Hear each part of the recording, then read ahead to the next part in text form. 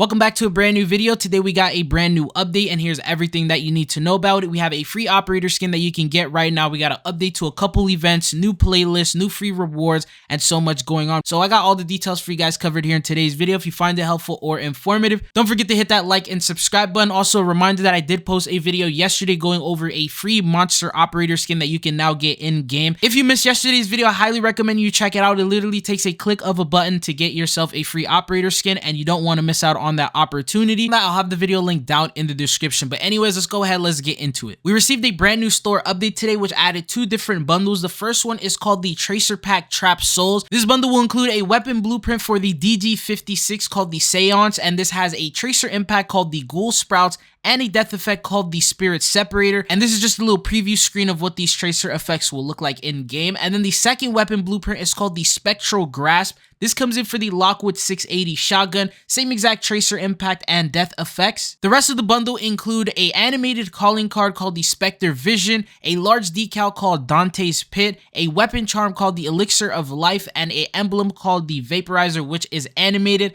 And I'm not gonna lie, 2,400 COD points for a bundle that doesn't even include an operator. It's a little expensive in my opinion. I don't know what caused Call of Duty to start going crazy with these prices. It just hasn't made sense lately. Anyways, got another bundle and that is the last of the cryptids, adding cryptids Mothman. This features the hatch operator skin for Jabber, costing 2,000 COD points for the reason that it doesn't have any tracer rounds. And the first weapon blueprint is called the Flutter for the Striker 9. The second weapon blueprint is the Nocturne for the Riveter. And then you got things like a large decal as well as a weapon charm, and that's what's available in the store. Speaking of store updates, you remember the Gassed Up bundle that costed 3,400 COD points? They said that they have now granted the 1,000 COD points as a refund to all players who did purchase it because they quote-unquote accidentally priced it at 3,400 when it was supposed to be 2,400. So the next time you see it in your store, it should be priced accordingly. I still think it's way too expensive for a weapon vault costing 2,400. It is what it is, and that will be available in the store sometime in these next couple days. Jumping into the next topic, we have a new set of weekly challenges that are now available. This is going to be week 3 out of 8. By completing 5 of the challenges, which are available in multiplayer, zombies, and battle royale, each mode will have 7 different challenges. You'll need to complete 5 total, so you could do a couple of multiplayer, like 1 or 2 in zombies, the rest in battle royale, and this will complete it for you.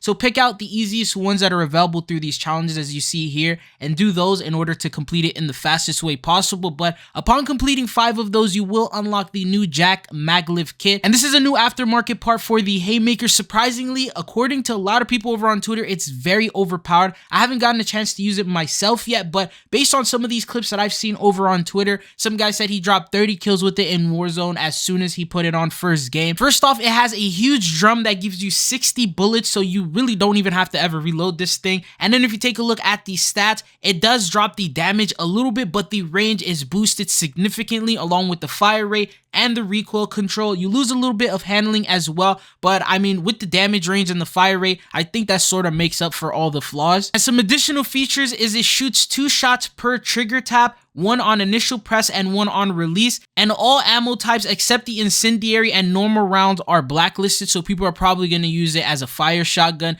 And you could just take a look from some of these clips that it does look like it's pretty overpowered, and it might end up getting nerfed within the Season 2 Reloaded update. I'll test it out, and if I find something really good for Warzone, I'll make a loadout over on my Warzone channel, which I'll have a link down in the description. Anyways, once you complete those challenges, you will now become one step closer to getting that Rotten Inferno. So this is week 3. We have 5 more weeks left, and then you'll be able to fully unlock this animated camo. And I definitely think that you should stay up to date with these types of weekly challenges, so that way you're not stuck doing a bunch of challenges in the last week of the season. The next new content update we received comes in for the event called the Horde Hunt. The last section for it, which are the mimics, are now available for you to complete. You will need 200 skulls, and now you can do this in either multiplayer, Warzone, or zombies. The multiplayer mode has been updated to a new one called Mimics Mania for Horde Point. And just a tip, this is going to be a very annoying challenge to do. I sat here and did it for like an hour or two and only managed to get 30 different skulls out of the 200, and mainly because their health is a lot. They have extremely high health. The only tip that I can give you is to find the insta kills. Those will make them a lot easier to do, and even after you finally eliminate them, chances are there's going to be somebody in the lobby who's trying to get them as well, and they're probably going to get them before you, and it only spawns in one of the skulls, so whoever ends up picking it up after it gets eliminated will be the one who gets to keep it. And if you're to do it in zombies, you would maybe find 10 if you tried your absolute best per match, and these matches are like 45 minutes long, and you only get 10 skulls for them. That also makes it pretty difficult to complete in a short span. The good news is now that the challenge is available, as soon as you complete it, you will unlock the brand new Killshot operator skin. So all you have to do is just put in the effort to get it, and then also you have 13 days left, so this is a very long event, and I mean, it makes sense why it's so long, because this will take a while to do. And speaking of events, you have the Cryptid Bootcamp. This also has one more week left if you haven't completed all the challenges that are available, which is a total of 8 challenges. And this next upcoming Wednesday on the 28th, this will get replaced with the new Walking Dead event, which will be an XP based event, and all you have to do is simply play the game, gain XP, and you'll be able to get some rewards, and that event will go on for a week. And then we will be jumping into the Season 2 Reloaded update. The last set of new content that we received is the new playlist update for this week. So we got a new mode. This one's called the Best of 09, and what this is a curated playlist featuring the most popular classical maps. This will have Favela, High Rise, Rust, Scrapyard, Skid Row, and Terminal in the game modes of Kill Confirmed, Domination, Hardpoint, and Team Deathmatch. So these are like the fan favorite popular maps that people don't usually like to skip. And then we also have Meet 24/7 hitting the rotation once again, and that's going to be in modes like Kill Confirm, Domination, Hardpoint, and Team Deathmatch. And the last new playlist is the Horde Point Mimic Mania, which we talked about. Basically just added mimics, so now you have all the different bosses available in this one mode. You got the Armored Zombies, the Hellhounds, and now the Mimics. So even if you haven't completed any of the older ones, you're going to still be able to do them and work on all of them at the same time in this one playlist.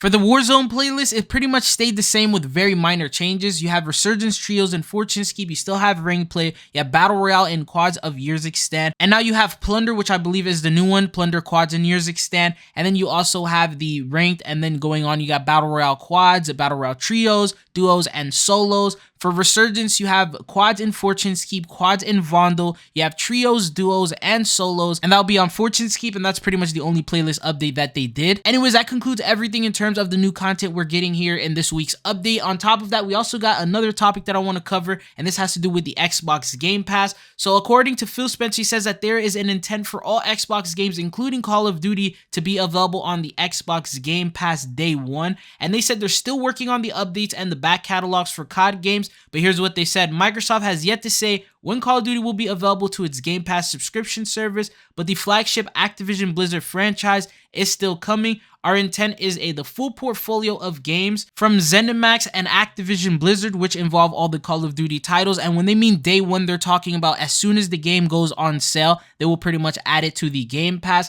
And I'm assuming they haven't started it right now, but they are preparing. They did an update to Black Ops 2 on the Xbox 360 where they fixed up the theater mode as well as the emblem editor and all that stuff. My guess is they're probably preparing and waiting for the end of Modern Warfare 3's life cycle. So as soon as MW3's life cycle ends, that will conclude the deal between Activision and Sony, and once that is completely finished off, then that means the next Call of Duty title, which is going to be Black Ops Gulf 4, will be non-exclusive, and that's when Game Pass is going to start adding everything there. But what are your thoughts and opinions on this? Anyways, that is all that I have for you guys in today's video. If you found it helpful or informative, don't forget to hit that like and subscribe button. Let me know what other videos you guys want to see here on the channel. We're going to start talking about the Reloaded update very soon, so don't forget to tune back here. But it's been your boy Chidzo, and hopefully I'll be seeing you guys back on the channel again. Peace.